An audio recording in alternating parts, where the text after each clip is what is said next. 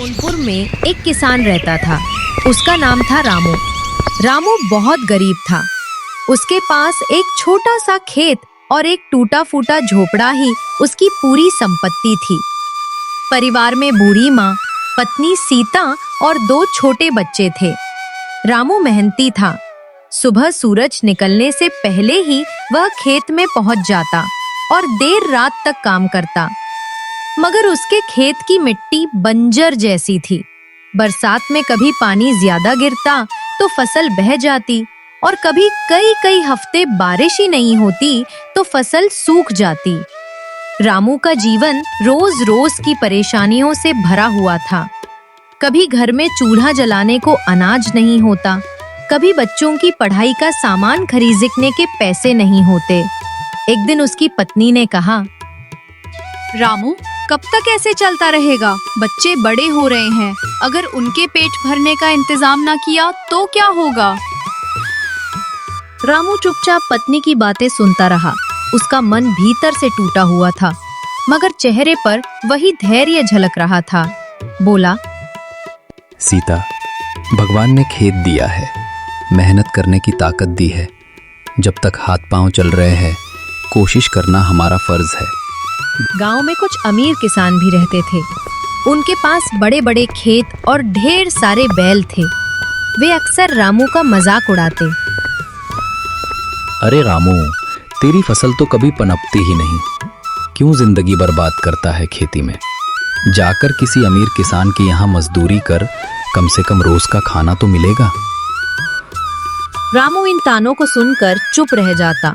उसके मन में केवल एक ही सपना था, अपनी मेहनत से फसल उगाना और अपने बच्चों को अच्छे भविष्य देना। एक साल गांव में अच्छा मॉनसून आया। मिट्टी ने भी साथ दिया। रामू ने पूरी मेहनत से गेहूं बोया। दिन रात खेत में पसीना बहाता रहा। फसल लहलहाने लगी। उसकी आंखों में चमक आ गई। उसकी माँ ने कहा, बेटा, इस बार भगवान ने हमारी सुन ली। अगर फसल अच्छी हुई तो घर की हालत सुधर जाएगी। हाँ माँ, मगर अभी मेहनत बाकी है। जब तक अनाज घर में नहीं आ जाता, चैन नहीं मिलेगा। लेकिन किस्मत शायद अब भी रामू की परीक्षा लेना चाहती थी। फसल पकने ही वाली थी कि अचानक एक रात आंधी तूफान आया। कई खेतों की फसल गिर गई। रामू का खेत भी बुरी तरह से प्रभावित हुआ। सुबह जब वो खेत पहुंचा तो उसकी आंखों से आंसू आ निकले। महीनों की मेहनत एक पल में बर्बाद हो चुकी थी। सीता ने रामू का हौसला बढ़ाया। रोने से कुछ नहीं होगा रामू, हमें फिर से कोशिश करनी होगी। बच्चों की तरफ देखो, वे अभी भी मुस्कुराते हैं क्योंकि उन्हें भरोसा है कि उनके पिता हार नहीं मानेंगे।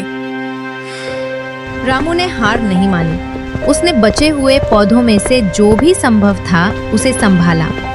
बाकी खेत को फिर से जोता।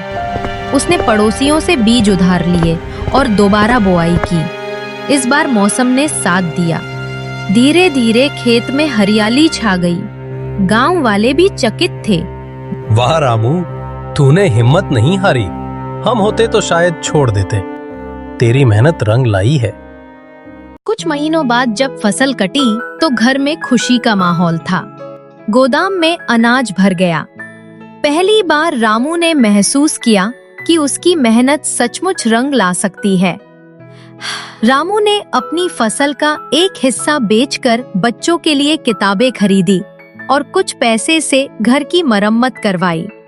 उसकी माँ ने कहा, बेटा, आज तेरा सपना पूरा हुआ। तूने साबित कर दिया कि मेहनत करने वाला कभी खाली हाथ नहीं रहता। गांव के अमीर किसान जो पहले उसका मजाक उड़ाते थे, अब उसके पास आकर सलाह लेने लगे। रामू, तूने कैसे इतनी अच्छी फसल पाई? मैंने सिर्फ धैर्य रखा और मेहनत जारी रखी। किसान की सबसे बड़ी पूंजी उसका भरोसा और मेहनत है। रामू भले ही गरीब था, लेकिन उसकी सोच बड़ी थी। उसने हार नहीं मानी, मुश्किलों का सामना किया और मेहनत से अपनी जिंदगी बदल दी। उसकी कहानी हर किसी को यही सिखाती है कि मुश्किलें आएंगी, हालात बिगड़ेंगे, लोग मजाक उड़ाएंगे, लेकिन अगर इंसान धैर्य और मेहनत से काम ले तो एक दिन सफलता जरूर मिलती है।